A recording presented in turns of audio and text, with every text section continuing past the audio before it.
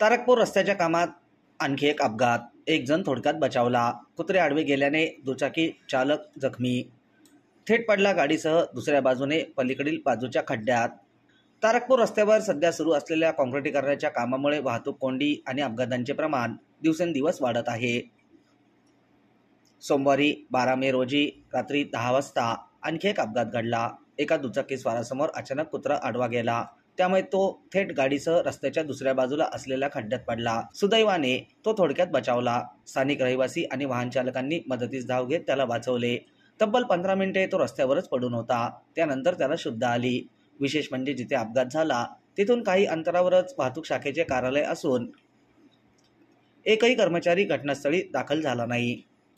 रस्त्याचे काम हे गेल्या 6 महिन्यापासून अत्यंत संथ गतीने सुरू आहे.